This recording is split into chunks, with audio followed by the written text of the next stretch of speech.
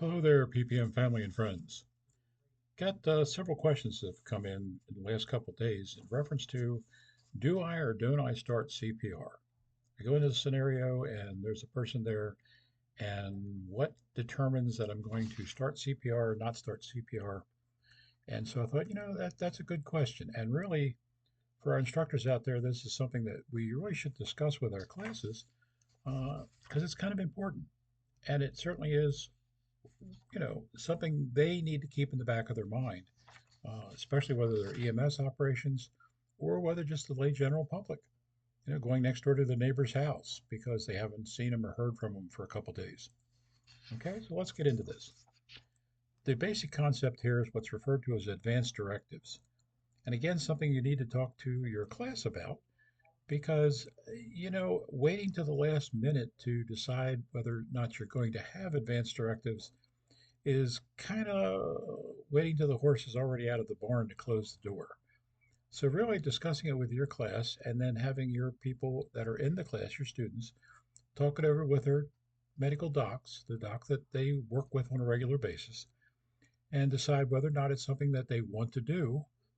Then get that done ahead of time and have those files, your advanced directive files, at the house or stored somewhere where the family knows where they're stored. Okay. One of the suggestions I have on something like that is a thing that we used to hear a lot about. You don't hear a lot about it now. Okay, is a thing called vial of life.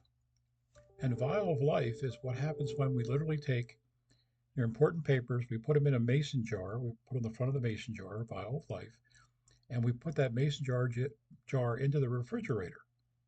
Okay, um, and then on the front of the refrigerator is a little note saying vial of life. The patient should have a bracelet or something on that says vial of life. And what that does is when EMS arrives at location and they see that, they'll know where all the important papers are. Okay, why refrigerator? Well, people say, why put it in a file cabinet? What file cabinet? What room? Where's that located? Those things are not the time to try to figure out where you're going to even find the paperwork. File of life, everybody knows where the refrigerator is. Typically, it's in the kitchen. You open the refrigerator, there's the thing, vial of life, pull it out, all your paperwork that you need for your patient is right there. Okay, good idea. It's always been a good idea. So it's odd that I don't hear much about that anymore, but it's still a great idea to store your papers, something like that, so that it's readily available. And things like a DNR, that's a good spot for the DNR. Okay, let's talk about you go in the room and the person's there. Okay, very first thing we always talk about is the scene safe? Okay, as EMS providers, we beat that into you on a regular basis. Very first thing you'll say in an evaluation scenario is the scene safe? If you fail to even say that, you'll flunk that evaluation right there.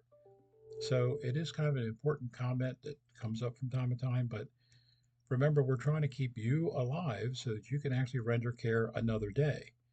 If you go running in there and you turn the patient over and he's got 1,000 bullet holes in him, now is not the time to say, well, where's the guy with the gun?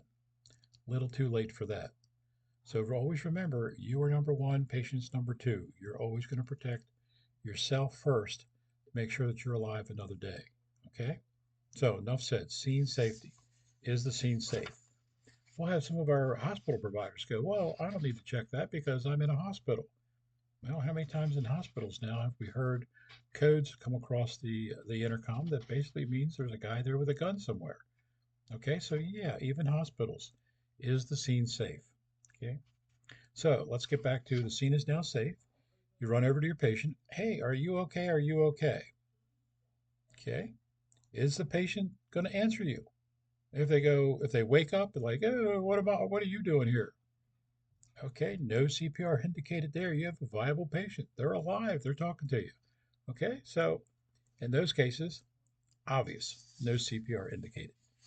There have been cases in the field where we've gone in and somebody's going, are you okay? The person responds. So, okay, great, no CPR needed. We may need other issues like advanced life support coming into play, but at this point in time, no push and blow. Okay, not needed. So, viable patient, no need for CPR. Okay, now the next thing is that we talk about is rigor mortis. That's when you go to shake your patient. Are you okay? And there's no response. But when you go to shake your patient, the entire person moves, the entire body. Okay, everything's kind of a fixed unit. Okay, rigor mortis sets in roughly 3 hours. A lot depends on room temp. Okay, if a person's under an electric blanket, it can actually fool rigor mortis. So rigor mortis hasn't set in. Anything under the electric blanket would not typically set in. So you can be fooled as far as has rigor mortis set in yet. Typically, anything outside the electric blanket would rigor mortis would set in. So if you've got rigor mortis, say from the jawline up, if an arm's out, that's stiff as a board, then that's at least 3 hours that rigor mortis has already set into that person. The next item to check in your patient, if there's any doubt, because remember, rigor mortis doesn't stay. The muscle structures relax and they go back to just normal, uh, if there is a normal in this state. So the next thing you want to be checking for is lividity line. So if you have an arm hanging over the bed, see a dark blue demarcation line, there down, from there up, it's more of an ashen gray color. And basically, blood is pulled to the lowest part of the body.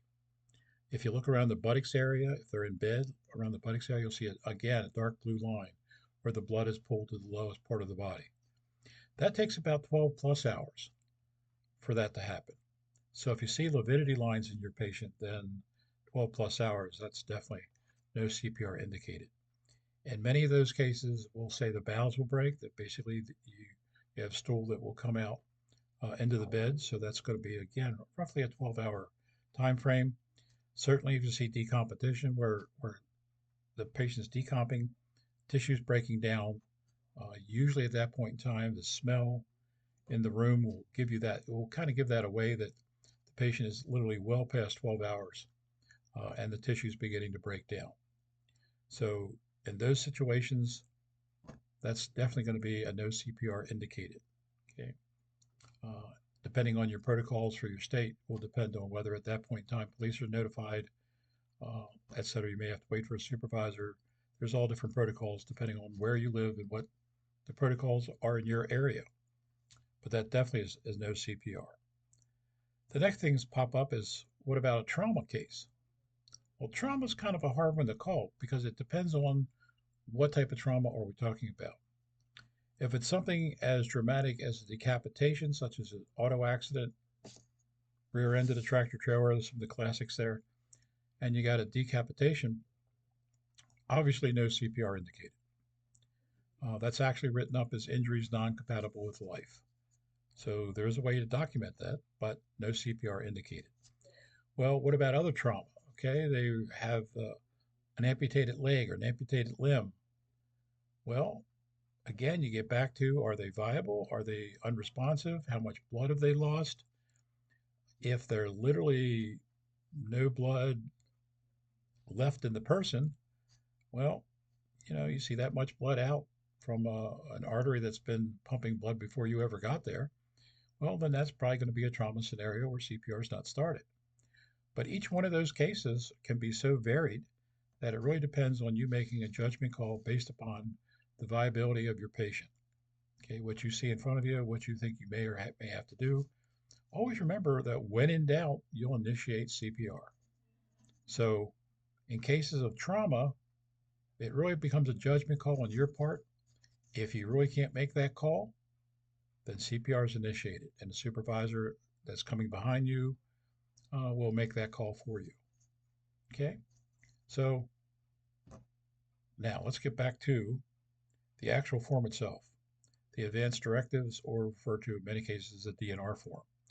Each state has their own form, and what I'm currently doing is putting together every state's form.